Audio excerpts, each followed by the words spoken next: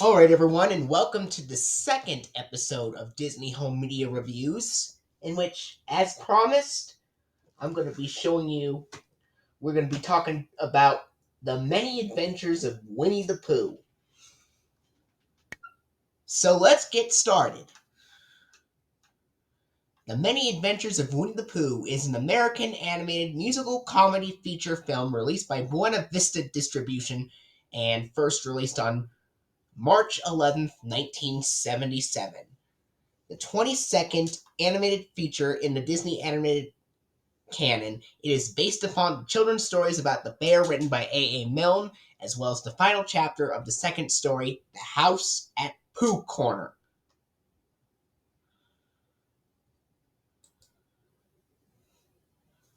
Now we'll look at the synopsis, which is rather short.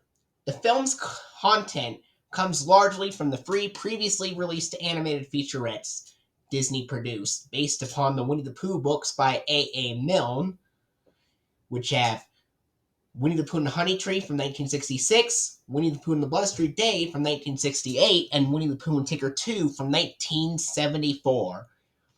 Extra material with Holloway and Cabot reprising their roles used to link the free featurettes together was added to allow the stories to flow into each other. A fourth, shorter featurette, which was added to the end of the film, was based on the final chapter of The House at Pooh Corner, in which Christopher Robin, John Walmsley, has to leave the 100-acre wood behind as he is starting school. In it, he and Pooh discuss what they like doing together, and he asks Pooh to promise to remember him and keep some of the memories of their time together alive. He agrees, and the film closes with the narrator saying that wherever Christopher Robin goes, Pooh will always be waiting for him whenever he returns. Now, for the voice cast, Sterling Holloway voices Winnie the Pooh in all three featurettes in this film. Christopher Robin did the voice of Christopher Robin was voiced by Bruce Reiterman in the original recordings of Winnie the Pooh and the Honey Tree, as well as doing the singing only. He only did a few lines for the Many Adventures of Winnie the Pooh, but John Walmsley re-recorded the lines for most of the film when Winnie the Pooh and the Honey Tree was the first story. So John Walmsley did the re-recordings and the speaking. And then for Winnie the Pooh and the Blustery Day, John Walmsley did Christopher Robin yet again. And then in Winnie the Pooh and Tigger 2, Timothy Turner did Christopher Robin. Piglet made a cameo in The Honey Tree, but he was voiced by John Fiedler in The Blustery Day and Tigger 2. And Tigger made a cameo as a stuffed toy in The Honey Tree, whereas Paul Winchell voiced Tigger in The Blustery Day and Tigger 2. Rabbit was voiced by Junius Matthews in all three featurettes in this film. Eeyore was voiced by Ralph Wright in The Honey Tree and The Blustery Day, whereas he made a cameo in Tigger 2.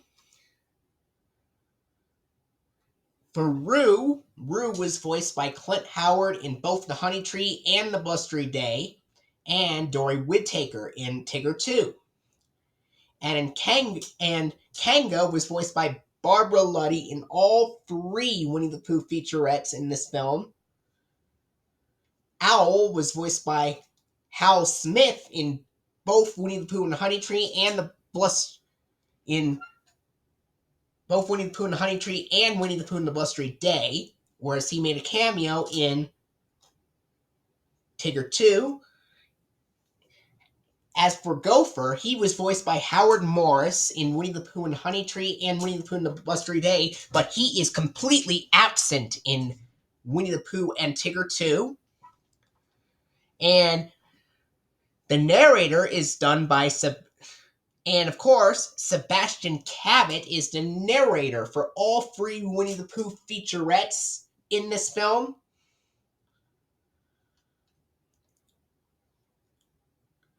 Now let's look at the history of when it was released on home media.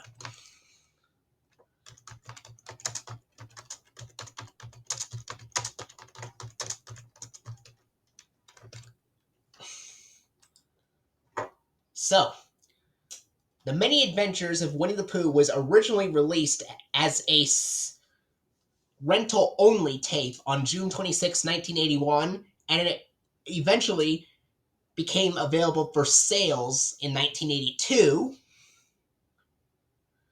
And then it was re-released in the Walt Disney Home Video Cartoon Classics in 1984.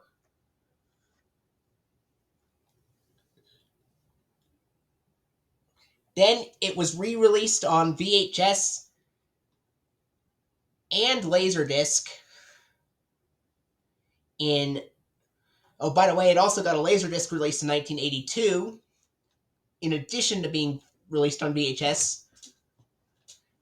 And then, after getting re-released in 1984, it got re-released again on VHS and Laserdisc on March 27th, 1996, as part of the Walt Disney Masterpiece Collection. Then it was released on VHS and DVD on May 7th, 2002 as a 25th anniversary edition. Then it was released on June 19th, 2007 on DVD as part of the Friendship Edition. And then August 27th, 2013, it was released on DVD and Blu-ray. Now, I have 5 different copies of the film, 4 copies of the original 1996 VHS, as well as the Laserdisc release from 1996. It's a shame it never got a Walt Disney Classics release in 1991 or 1992, but I digress. They come out when they come out. However, before we do that, we are going to imagine what it would be like if The Many Adventures of Winnie the Pooh did get released in the Walt Disney Classics series in January 1991. I originally was going to make it a November release, but it didn't work, partially because the green FBI warning screens weren't introduced until early 1992, so this is a new and improved take on the 1991 VHS from January of 1991. Now, the front cover, I would have Winnie the Pooh holding a kite or something from the blustery day, and it would say Walt Disney's classic, The Many Adventures of Winnie the Pooh. Now, for the spine, it would feature the Black Diamond Classics diamond, and in the Walt Disney Home Video text below it, shown across the diamond.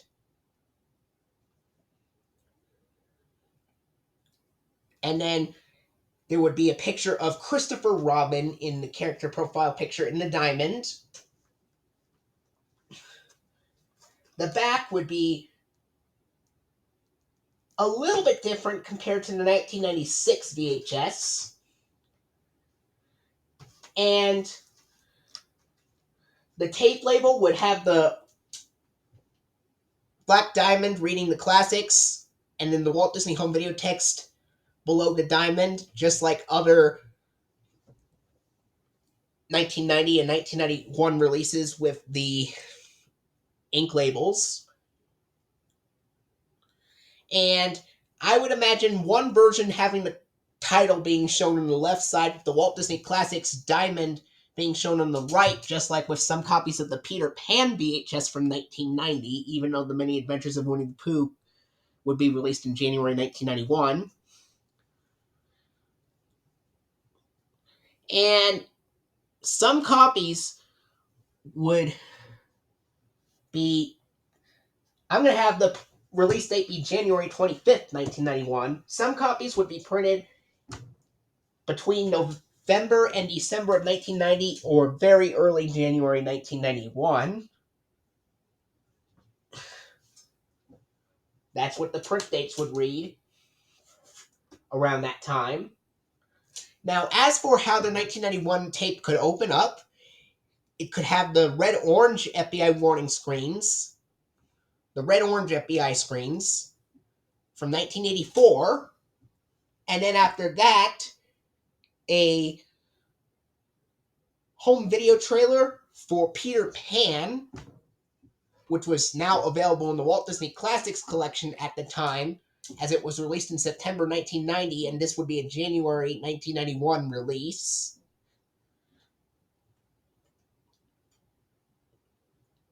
And then after the Peter Pan trailer, I would have that tape use the 1986 Walt Disney Home Video Sorcerer Mickey logo with the announcer saying, "Coming from Walt Disney Home Video," which will be full length with Sorcerer Mickey, just like with the 1991 VHS of DuckTales the movie, Treasure of the Lost Lamp.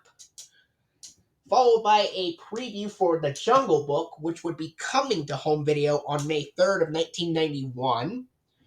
And then after the Jungle Book trailer, it'll have the 1989 Walt Disney Classics Sorcerer Mickey logo, also with Sorcerer Mickey. And then after the Walt Disney Classics logo, it'll have the Buena Vista logo appear before the film starts. All right. Now we get into the 1996 VHS from the Masterpiece Collection. I have 4 different copies of that tape. First, we'll look at this one. And this features a special commemorative edition of the original feature-length movie because it has a making-of feature at the beginning of this tape. And this has a sticker label with a print date of February 16th, 1996, and this was originally released on March 27th, 1996, like I mentioned before.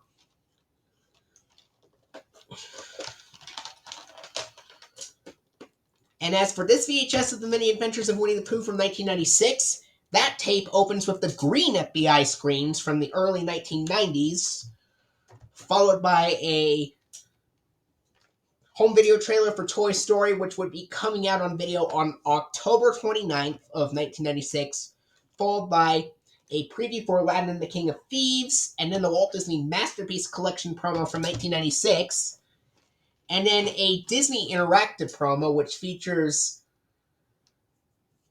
The Lion King, Winnie the Pooh and the Honey Tree, and Pocahontas Disney animated storybooks being shown in the trailer, which is a different version of the trailer compared to the one shown in the 1995 VHS of a Goofy movie.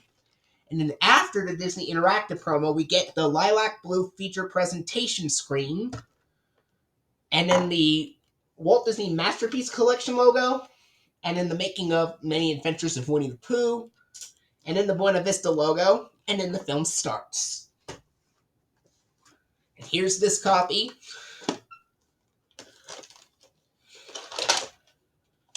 This has the same vertical sticker label. Print date's February 18th, 1996.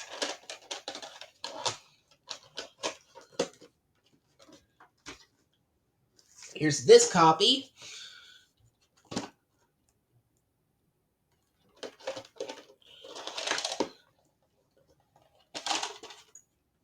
Same label. And the print date is March 2nd, 1996.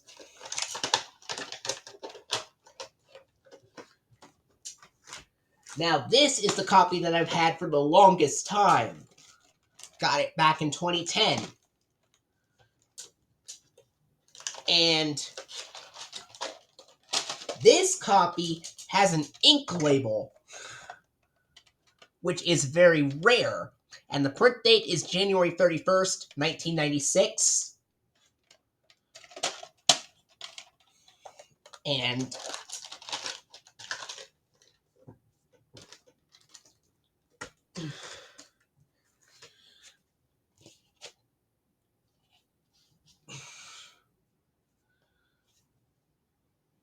Here's the Laserdisc release from 1996. And for some reason, this Laserdisc opens a pretty strange way because it opens pretty bizarrely because this Laserdisc opens with the green FBI screens, and then after the green FBI screens, it uses the 1986 Walt Disney Home Video Sorcerer Mickey logo. And then after that, it goes to the Buena Vista logo, and then it goes to the film. It's very awkward because this is a Masterpiece Collection Laserdisc from 1996, and yet it uses the 1986 Walt Disney Home Video logo with Sorcerer Mickey, because the other Masterpiece Collection Laserdiscs released around 1996 used the Masterpiece Collection logo, but with the distorted version of the Walt Disney Classics theme playing over it. Not with this Laserdisc. This has the 1986 Walt Disney Home Video Sorcerer Mickey logo instead.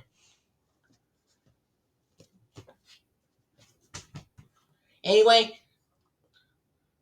hope you enjoyed episode 2 of Disney Home Media Reviews. Stay tuned for episode 3, which we will look at another film that has Sebastian Cabot in it, and that is called The Jungle Book.